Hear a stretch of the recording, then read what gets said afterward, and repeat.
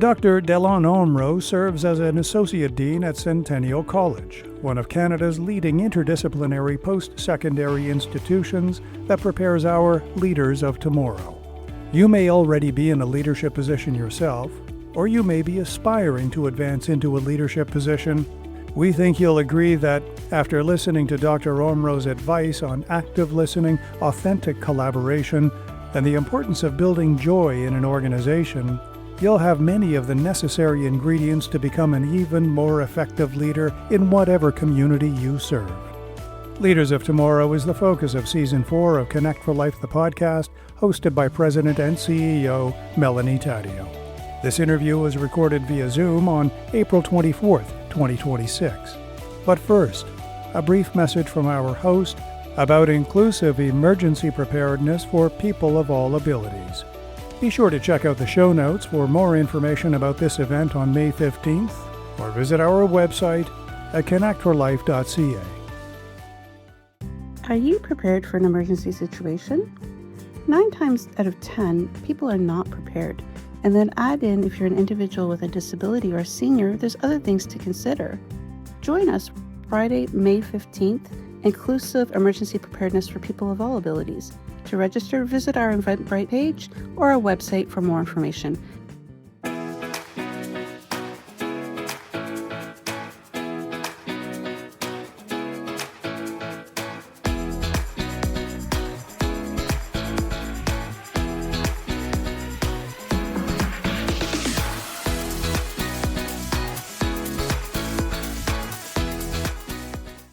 Today, I am joined by Dr. Omrow. It's such a pleasure. Thank you so much for joining us today. Pleasure is all mine, especially on this special day, of course. Thank you so much. So this season, we've been talking about leaders of tomorrow, or leaders for tomorrow. And why I'm having these conversations with current leaders is to really get different perspectives on leadership. So I'm going to get you to start off by introducing yourself, telling us a little bit about your background, and maybe a little bit about your leadership journey, if you don't mind. Absolutely. Well, my name is Dr. Delon Omrow. I'm the Associate Dean of Public Safety and Community Care at Centennial College. And this journey has been rather colorful, robust, holistic in scope and breadth. I finished my PhD in 2017, started teaching at Ontario Tech University and Centennial College the year after. And at first at Centennial, I was a part-time instructor. Then I migrated over into learning advising as a global citizenship learning advisor. I then taught in a partial load capacity. And then I got the full-time role as Associate Dean in 2023. So this marks about 3 years in the role. And while I was doing that, I was also maintaining my role as a sessional instructor at Ontario Tech University. Led to some great opportunities. I worked with Interpol's Wildlife Crime Working Group as a consultant. I also created a database, which was part of my postdoctoral studies, looking at the convergence of wildlife crime, human trafficking, and organized crime. And that led to a wonderful opportunity with the Global Initiative Against Transnational Organized Crime, of which I'm an editor and contributor. Once a year, there is a conference. And yeah, I've worked with students on very interesting panels pertaining to human trafficking facilitated by social media, pig butchering scams, which are a cyber scam done by criminals to basically deplete life savings of the elderly in the North American context. So it's been a full circle journey for me, starting as a sessional part-time instructor to a postdoc fellow to a learning advisor, and now as an associate dean of public safety and community care, overseeing programs like police foundations, pre-service fires, social service work, developmental service work, community and justice services, and many other programs. So, So good. Yeah. And I think the other part of the question was leadership. And what I bring to the table in terms of, fostering that sense of camaraderie, community.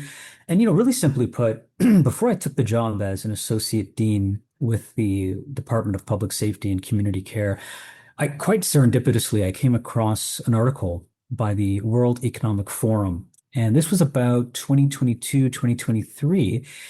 And it highlighted and boasted the three P's.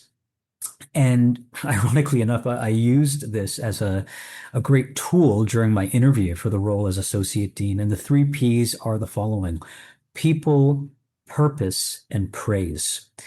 And the representative from the World Economic Forum at the time, during the Davos conference, said, "This is the recipe for joy and high performance at work." And, it's a paradigmatic shift, moving away from just monetary rewards to fostering engagement with your employees. And, my goodness, I oversee 9 programs, 10 come 2027, and you're looking at over 100 faculty. So, being purpose driven is really important to me, boosting employee retention, innovation, and of course, profitability, because we are an organization that depends on intake, it depends on tuition, and, we've got to be agile and resilient, especially as we embark on this new era of post-secondary education, given everything that's going on with stabilization efforts, layoffs, and of course the IRCC mandates that, we reduce our intake of international students. So yeah, I would say the three P's is what guides my approach to leadership. And we can probably get into that as you ask further questions. Yeah, no, I love that. I've never heard of that. So I'm really interested to learn more. Now, what does leadership mean to you? Yeah, great question. It's a very capacious concept, as you could probably imagine. For me, it's about two things. It's about building joy at work.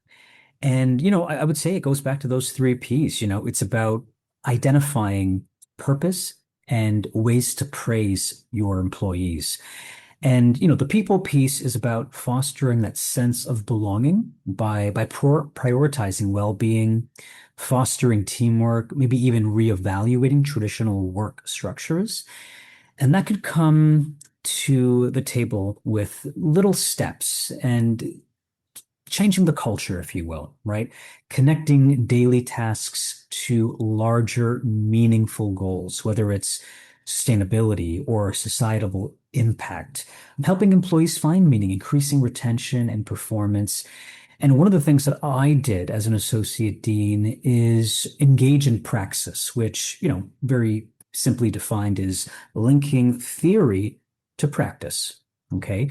And what I wanted to do is create pracademics, as I call it, right? Practitioners in the field, but also, leveraging the subject matter expertise within the classroom, because all of my faculty, for all intents and purposes, are subject matter experts, right? They're practitioners in the field, but they're also academics. And I really wanted to bridge those two worlds. So one of the things that I am quite proud of is focusing on research and scholarship, right? Finding opportunities for my faculty to shine. And I'll give you one example.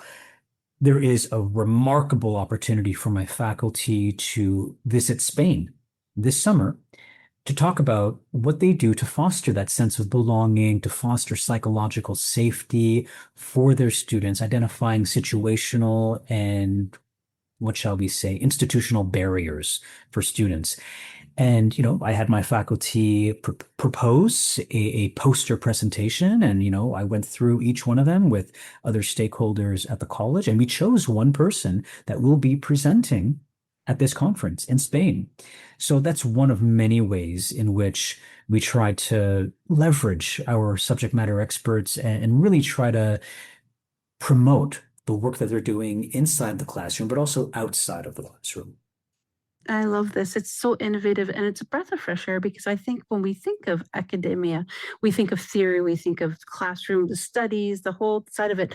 But the reality is we need that theory to practice combination to actually integrate into the real world. So that's wonderful. And thank you for sharing that. Yeah. Now, on everybody's leadership journey, it's different, it's unique, and there are many beautiful opportunities like you just shared about somebody being able to go to Spain to present on something that's very important across the globe. But also, we all encounter challenges. Can you share any challenges or barriers you faced in your leadership journey and how you overcame them? Yeah, absolutely. Well, one of the challenges would have to be, I guess, the legacy of former associate deans, the way things were done. There's a saying, nobody likes change except for a wet baby, right? So, and sometimes culture eats strategy for breakfast, right? That's another adage that I've come across in my years as an administrator. And just because things were a certain way in the past doesn't mean they have to be that way moving forward. So, I am very evidence-based. I'm very fact-driven. And, there have been some seismic shifts at the college. And I'll give you one example. One of the things that we're currently exploring is a common semester among programs. And you'll be happy to know that one of the programs you are collaborating with, well, two actually, social service work and developmental service work, are now going to feature a common semester in fall 2026. So it's going to be 3 courses among 4 programs: social service work, developmental service work, community development in addictions and mental health. And at first, when I proposed the idea, some faculty and program coordinators were a bit reluctant because they were afraid that certain programs may cannibalize the others, that it may impact enrollment, intake for students that are entering the programs at the college. And, once again, I sat down with them, looked at the evidence, looked at what is going on at other post-secondary educational institutions. And, I'm sure you could speak to this as well, Melanie, when you did your undergrad. In that model route, in that journey in your undergrad, whatever specialization you engaged in or whatever program you pursued, you probably had a dose of interdisciplinary and transdisciplinary experiences. Give you an example. My undergrad, master's, and PhD were in criminology and socio-legal studies, respectively. And, during my undergrad, I had the privilege of taking criminology courses, but also psychology courses, sociology courses. And that well-rounded perspective, that adoption of different lenses during my journey allowed me to connect dots and once again engage in praxis, to quote the great sociologist C. Wright Mills, to really exercise my sociological imagination, connecting these, as you said, theoretical issues, these social issues with, real experiences by myself and others that I grew up with. So I think at first the faculty were a bit reluctant because they were afraid that it might hinder the respective programs. But, quite frankly, I think a transdisciplinary and interdisciplinary lens enhances the student experience. So that would be one of the challenges at first. But when I sat down with them, I gave them the evidence-based explanations for why we're doing this. Of course, there were some budgetary explanations as well, given everything going on at the college level. But, I'm happy to say that we rolled it out and it'll be offered come fall 2026. And I think that is so important, not only for it makes good sense to do that, but also giving that opportunity for students from different programs to collaborate and connect as well. It's a networking opportunity. Absolutely. So I think that's wonderful. So good to hear that. And definitely overcoming that barrier, because again, people are used to the same old in a lot of situations. This is how we've done it before. So bringing any big change or shift, it takes leadership. So thank you for sharing that. Now, I am going to ask a few questions along the same topic. So I know that just looking at the roster at Centennial College is diverse. There's a lot of different faculty members that bring different perspectives to the table. What has, in leadership, what has been your experience as a man? And I noticed there's a lot of faculty members that are ladies. And there's a lot of diversity there. So what has your experience been like that? Well, the experience has been very enriching. It's wonderful to have that lens, those different perspectives, because, going back to the common semester exercise, right? The ask from the college was to create 3 courses that would cater to students in those 4 different streams: developmental service work, community development work, addictions and mental health, and of course, social service work. And I'll give you a tangible example of how this informs my leadership and the work that I do. So I mentioned I'm a contributor, researcher / editor to the Global Initiative Against Transnational Organized Crime. The last panel took place in December 2025, and the topic was pig butchering scams. And pardon the very grotesque and vivid images that come with the term pig butchering scams. It comes from the Chinese term shoshuan, and what that means is cyber criminals will exploit the most vulnerable by creating some kind of relationship, whether it's a romance scam, an investment scam. And you've probably read in the news last year and the year before, there were a few cases where the elderly would receive phone calls from people they thought were their grandchildren. And that grandchild was asking for like $8,000 because they got in trouble with the law, only to find out that person on the other end of the phone call was in fact, a fraudster, a criminal, right? Yes. So, we had a panel on this, and I worked with the faculty to hand select 4 students from 4 programs.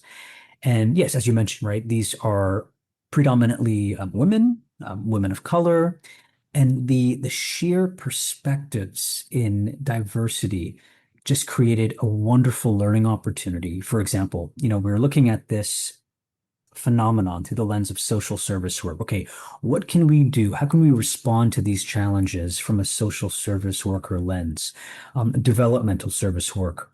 Kira and her student, they actually weighed in on this from a very unique lens, looking at cumulative disadvantage theory. The idea is as you age, as you grow older, and you have a disability, you're going to accumulate disadvantages, right? Whether it's just the natural aging process, whether it's a sense of isolation, loneliness. And that's one of the driving forces for why certain folks are vulnerable to these scams, because they don't have that social support that other folks may have in a certain community. Then, of course, one student was from the Police Foundations program, so they were very black letter of the law. And then Community and Justice Services, which was a bit more holistic in scope. And, every program coordinator, except for Police Foundations, was a woman of color. And the intersectional lens that they brought to the work made it an incredible experience for me as a facilitator. We actually wrote an article after this, and it was published by the Digital Life Institute. And I will go on record saying the panel and the publication would not have been as strong had it not been for the input from those program coordinators who have that very unique identity, being a woman and being a woman of color, for example. And I love that. And that just speaks volumes of how important it is having diverse voices at the table to make sure that as a leader, you're managing to see all different perspectives and managing to give people opportunities, including the students, to have an opportunity to share their insights. And I love it. I'd love to read that article because it sounds so interesting. All right. So what qualities do you think go into making a strong leader? Oh boy. I would say if I were to speak to a framework that I've adopted, it would have to be moving beyond recognition. So ensuring that the organizational purpose is embedded into Centennial's core, not just for branding. So understanding, what are the needs of my faculty and moving beyond recognition insofar as, yes, we as a college, we have a mandate, right? We have the 3 E's: enrollment, employment, and empowerment. And we kind of stick by that. That's our strategic priority, if you will. But moving beyond that and recognizing that, these are people with real desires, passions, and needs, and how do I as a manager help them? And it could come down to something as simple as helping them progress in their own journeys. And I've done that. I've provided mentorship. That one person I mentioned who will be visiting Spain. Now they're contemplating pursuing a PhD as a result of working alongside me and seeing the work that I've done with the students. So moving beyond recognition, understanding, how I can help them. B would be, I think, cultivating joy, right? And we don't speak enough about the importance of joy in the workplace. The last thing I want to do is have my faculty come to the office on a Monday and say, oh gosh, here we are again, dreadful. I got the Monday blues, blue Monday, whatever adage you want to use. I want to make the workplace extremely dynamic, exciting. And, here is where I really pride myself on the work that I do. There's a difference between wanting my faculty to do what I want and wanting them to want to do what we need as an organization, right? there's a fundamental difference there. And that's how I think you create that connection. Leaders, I think, should actively create a joyful work environment by focusing on that distinction, the harmony, the impact, the acknowledgement, and what are keys to fostering a resilient workforce. And my favorite saying is, as an associate dean, I may not have the social capital or the economic capital to pull things off, but I have compassion. And I think compassion can be a wonderful example of capital that can be leveraged within a workplace. And going back to that distinction, I don't want them to do what I say. I want them to want to do it because they can Hmm. see the bigger picture. And C, I guess, would be empowerment, right? Creating a culture that taps into a person's sense of aspiration, right? Absolutely. No, and I love this because it's so important because I think in so many ways, maybe it's a dated thought process, but we always think of leaders as being that person that's okay, this is what you need to do, you need to do it Right. this way. Whereas now it's definitely shifted, and the inclusive and empowerment and compassion, all those words come to play into effective leaders nowadays. Would you agree? Yes. Yeah, absolutely. Absolutely. Now you get to work with young people, and that is brilliant and it's Yeah. exciting and it could be challenging, but what is it that you would want them to know about? And what you say, I guess let's start with, I'm going to back up. Sorry. What would you like to see in students when it comes to leadership, whether it's in the classroom, maybe in different opportunities? But what is it that you are looking to see in young people to lead into leadership? Yeah, of course. It's a great question. I think it comes down to two things: cultural humility and racially responsive leadership. And, this fits into the mandate of equity, diversity, inclusion, but also, going back to the TRC, the Truth and Reconciliation Commission, right? A focus on real and authentic reconciliation, understanding of social location, positionality.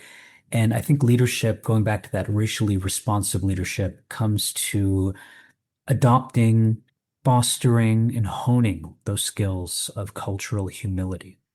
And I think, in my particular department, given the fact that we're one of the largest faculties and we've been branded as the care economy, I think it's extremely important for our students to understand the importance, the merit of humility within that field. And of course, the need for adopting a very holistic understanding of what care means and trying to find ways, creative ways to be agile, to be resilient, because the care economy can be challenging, whether it's financial, whether it is legislative, but at the end of the day, it comes down to people, and it always does, right? What are we doing to better the human experience? Definitely. And so, how would you encourage your students to take on leadership roles? What would you get them to do in preparation for that? To learn those hands on, theoretical, all those things combined, the partition. Yeah, absolutely. I gotta say, as I mentioned, I worked with four students on that panel last year in December. And by the way, we were the only Canadian college to be included in this panel. I mean, this is a global phenomenon. It's called the OC24 conference. We were the only Canadian college. The audience stems from, folks involved in Europol, Interpol, the RCMP, CSIS, the FBI, you name it. So the audience, there's certainly no slouches there. A lot of academics, members of civil society, and the students had never done this, A. B, had never written something that was published. So getting a taste of that quote unquote victory, that hands-on experience, that guidance and mentorship for myself and the faculty, I think created a wonderful launch pad and trajectory, and even created a sense of identity for those students. And and I'll go on record, two of them have already been accepted into universities. At the time, they were on the fence as to whether or not they even wanted to, but being a part of that panel, publishing a piece, it's a rarity in of itself to get an undergrad student to publish at a university, let alone a college student. So that created that confidence they needed in order to exercise leadership, to exercise agility, and just widen their scope for what is out there and available to them beyond the college experience. And that's so important, giving these students opportunities that maybe they would never have had otherwise. Yeah. We'll be back in just a minute.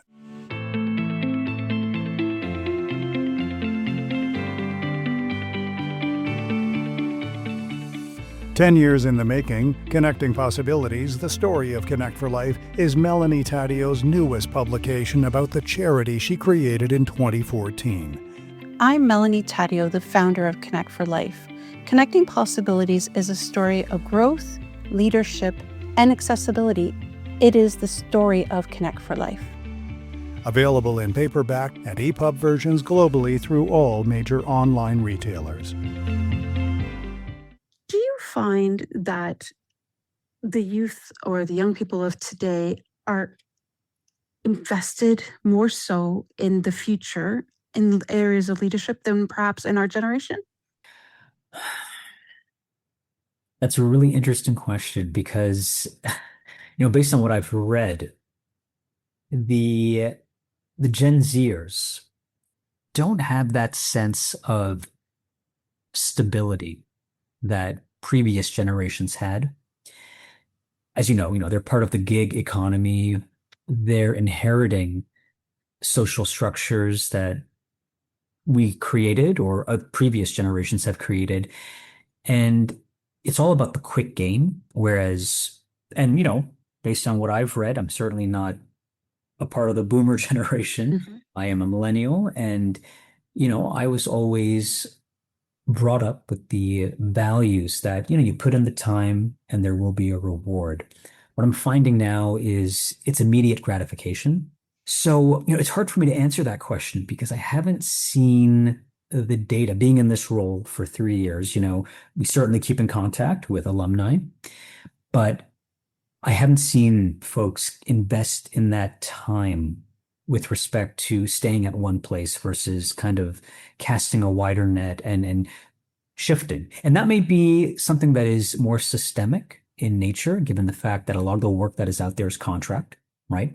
It's not like it was, 30, 40, 50 years ago where you landed a job and you worked there for the next 30, 40 years, right? So that it's a function of the seismic shifts in the labor market, in the workforce. So yeah, I really don't have an answer for that, unfortunately. No, I think what you're sharing is very good because it's things that I didn't even consider. Yeah. I think what I have observed, and again, this is just from observing, is that young people definitely are more vocal about Yeah. social justice, Yes. about their future. They're taking a more active role than perhaps a lot of us were years ago. I'm not saying that we weren't, but in different ways. So I think social media obviously plays a part in that. As you mentioned, the instant gratification, like that putting something out there and getting something in response quickly. It may not be planning big events and getting people out as much. It's just like, hey, I'm going to throw this online and this is my thoughts. But I'm seeing they are sharing their voices and their opinions more freely.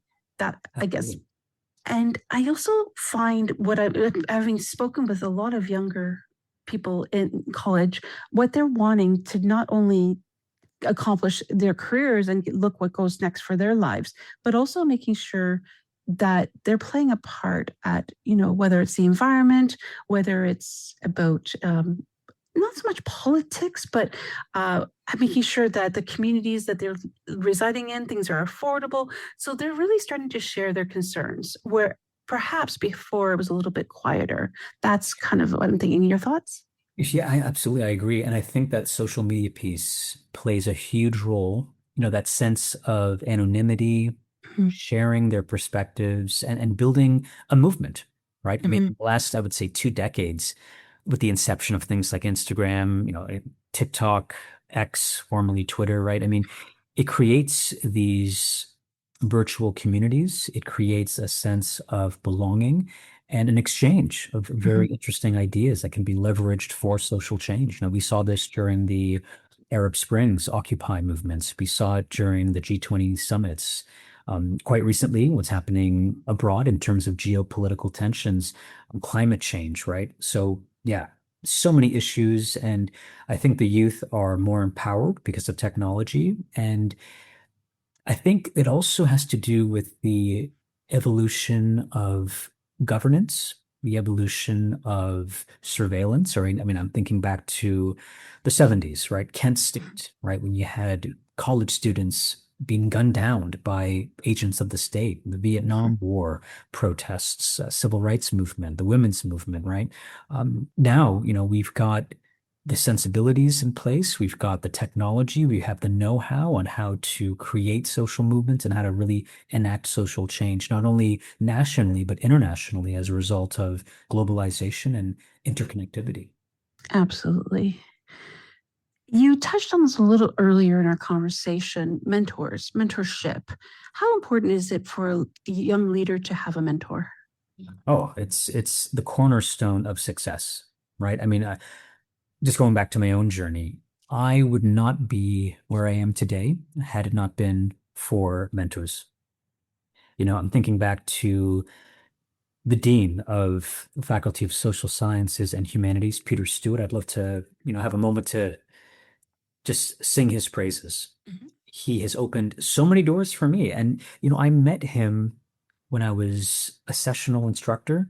That led to an opportunity to be a postdoctoral fellow, a member of the Wildlife Crime Working Group with Interpol, and now the Global Initiative Against Transnational Crime. So, mentorship is extremely important. And sometimes we get bogged down with the red tape, if you will, because, Mhm. at the college level, sometimes a faculty member may not have the capacity to serve as mentors, but a mentor provides context that the curriculum cannot, right? Lived experience, what worked, what failed, and why, right? Mhm. It shortens the learning curve and helps the mentee avoid common mistakes while adopting a more proven approach. I think it also leads to personalized guidance, right? I think mentorship and guidance are on the same playing field, if you will. And, the mentor understands the mentee's strengths, gaps, goals, environment, and this allows feedback, right? And direction to be tailored. And then, of course, confidence building, right? Having a trusted, experienced person affirms progress. And I'm not going to name any names, but, when I was doing my PhD, I felt like I didn't have the best of mentors. And so I had a supervisor. Obviously, every person doing a PhD has a supervisor. I was hoping for more in terms of mentorship and guidance, but didn't happen, right? Mind you, I was very lucky later on in life when I acquired my PhD and did my postdoc to get tremendous opportunities as a result of incredible mentorship by Peter Stewart, the former dean of the Faculty of Social Sciences and Humanities on Ontario Tech University. And so you bring up a very good point. So, what should young leaders of tomorrow really look for in a mentor, and how do they get those right people in there? Because you're right, sometimes we don't necessarily get what we think we're going to get from a mentor. Yeah, absolutely. It comes down to alignment of values, interests, and specializations. So I happen to know that a lot of my students that are embarking on a PhD, for example, they will adopt a cold call slash cold email approach where they'll just do a search online. Let's say the person is interested in food insecurity. They'll do a quick search. Okay, which faculty members at which universities specialize in food insecurity? They'll find them online and just kind of send out an email saying, hey, I'm keen on pursuing a PhD and my specialization or interest would be food insecurity. I see that you also do the same. Can we have a chat? You know, you're forcing it at that point, right? It's not coming off as organic. Whereas with me, it was more relational. I took the steps to build that relationship with the former dean of the Faculty of Social Sciences and Humanities. I attended workshops that he put on. I attended events that didn't necessarily benefit me, but my presence there was known.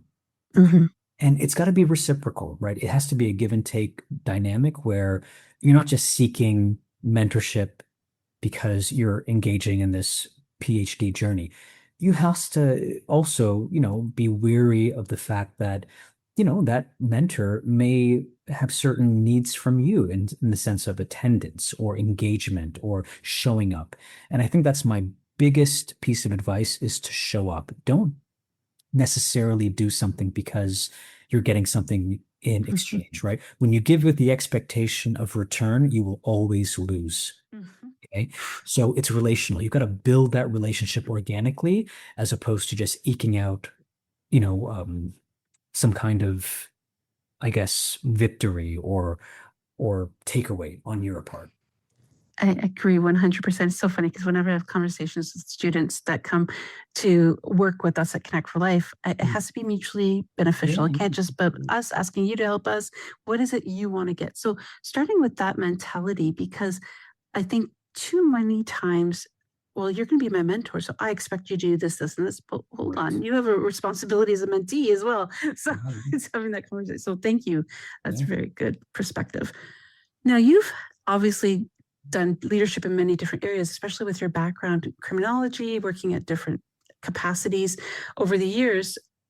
Are there certain qualities or attributes that make an effective leader versus one that isn't as effective in your mind? Absolutely. Absolutely. There is this fine balance between institutional priorities and being an effective leader. And heaven knows I've come across this many a time as an associate dean because let's face it, at the end of the day, I work for an organization. I work for Centennial College. We have certain priorities. I've just mentioned a few, the strategic priorities, employment, enrollment, and empowerment. But, we cannot exist without that quasi business corporate model in place. Okay. It's extremely important, and no organization can run without that model in place.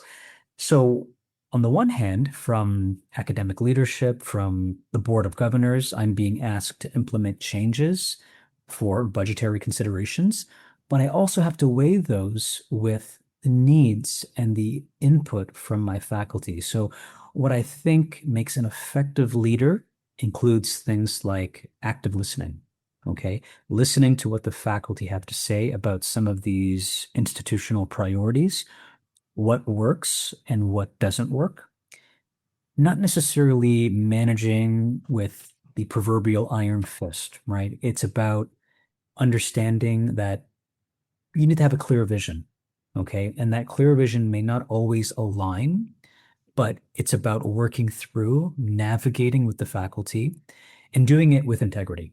Okay. And listen, I'm not going to name names or anything, but there are a few administrators that don't adopt that philosophy. And, it leads to friction. It leads to maybe underperformance or a lack of satisfaction in the office setting, right?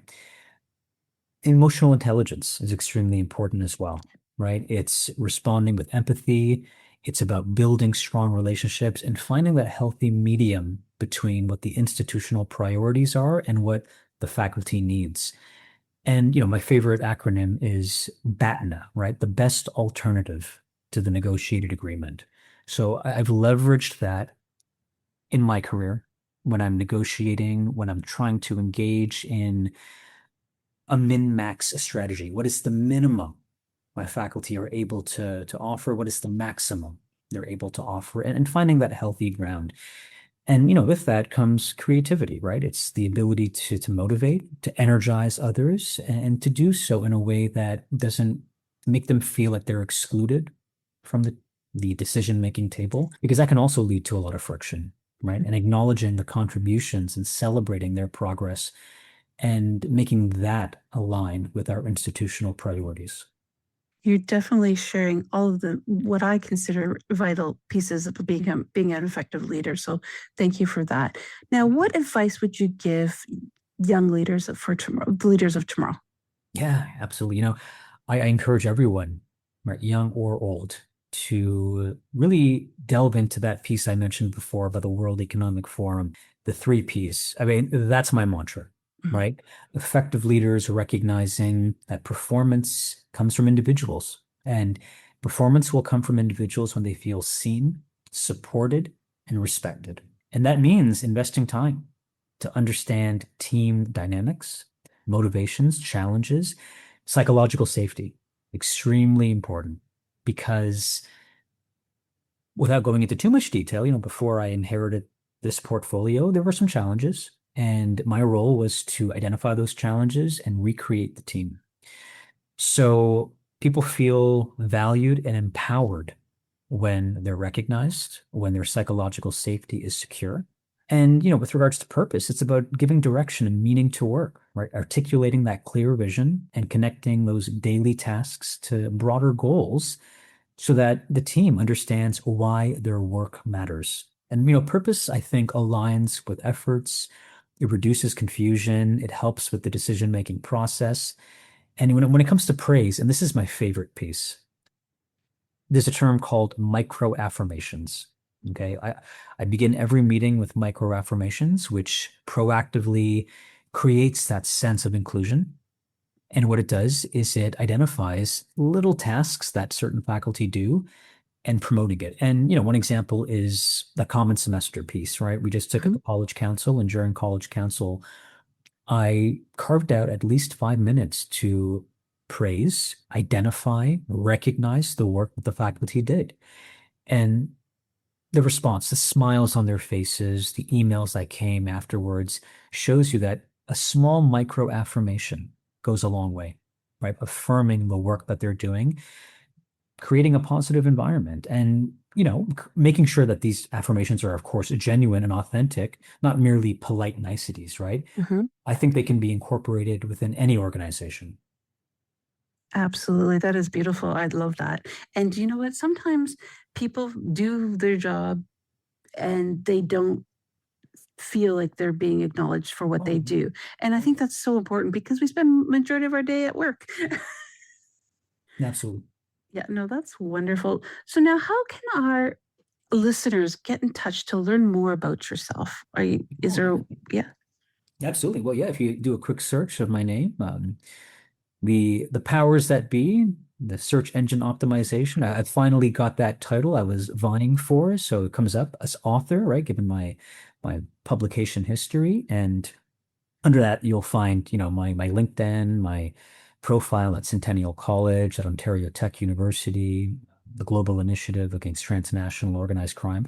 All of that is hyperlinked to my email and contact information. And I welcome any further conversation on how I can provide mentorship and guidance for the up and coming leaders of our time. And I encourage everybody that's listening to definitely check out all the information that Dr. Omrow has out there because I know I learned so much just from having conversations with him on a regular basis. Now, is there anything about leadership I haven't covered that you want to share? Oh gosh. I think an important piece is, what do leaders do to cope, to unwind, to decompress? Mm, And I think that's an important piece. Self-care is extremely yes. important. Mm, We stress this mhm.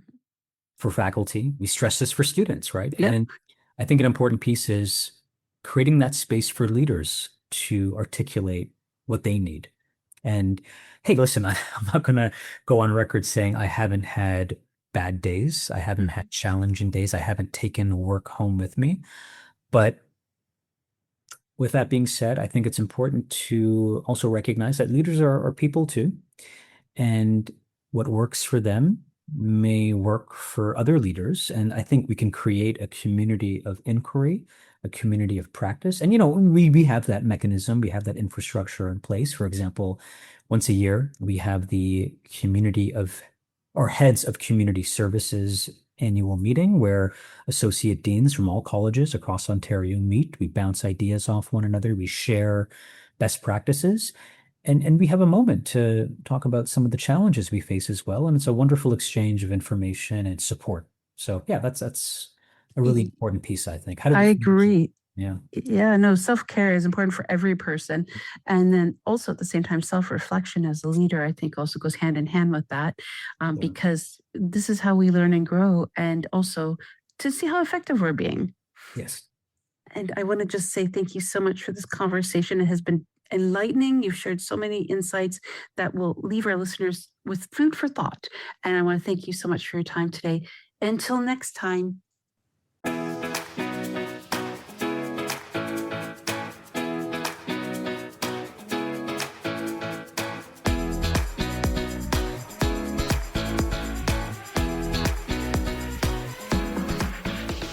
You have been listening to Connect for Life, the podcast. Connect for Life is a Canadian-based registered charity committed to eliminating barriers for people with disabilities. Visit connectforlife.ca and join us in helping people with disabilities become the champions of their growth stories.